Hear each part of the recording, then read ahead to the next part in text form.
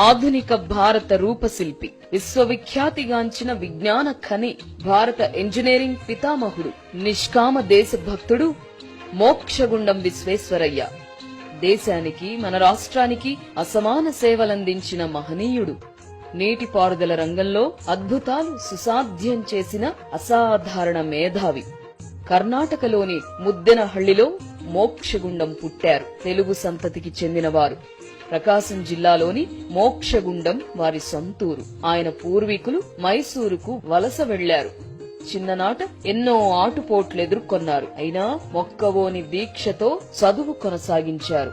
చదువు పూర్తయ్యాక Indian irrigation commission లో ఉద్యోగం వచ్చింది. ఉజ్వలమైన భవితవ్యానికి అదే నాంది అయింది. బొంబాయి అభివృద్ధికి బహుముఖ రీతిలో పాటుపడ్డారు. ప్రపంచ జలాశయాల్లో ఒకటైన సుక్కూరు బ్యారేజ్ నిర్మాణంలో పాలు పంచుకున్నారు. వరదలను అరికట్టే ఆటోమేటిక్ ఫ్లడ్ గేట్ల పద్ధతిని రూపొందించిన ఘనత మోక్షగుండం వారిదే. మైసూర్ సంస్థానాన్ని ఆదర్శవంతంగా తీర్చిదిద్దిన ఖ్యాతి కూడా ఆయనదే. కృష్ణరాజసాగర్ ప్రాజెక్టు వీరి ప్రజ్ఞాఫలమే. మూసీ వరదల తర్వాత నిజాం నవాబు ఆహ్వానంపై విశ్వేశ్వరయ్య హైదరాబాద్ విచ్చేశారు. వరద ముప్పు నుంచి నగరాన్ని రక్షించడానికి హిమయత్ సాగర్, ఉస్మాన్ సాగర్ జలాశయాలకు రూపకల్పన చేశారు. ఇక్కడ తాగునీటి, డ్రైనేజీ వ్యవస్థల ఏర్పాటులో కీలక పాత్ర పోషించారు. 7 కొండలపై శ్రీవారి దర్శనం కోసం సులభమైన రోడ్డు మార్గానికి డిజైన్ రూపొందించారు.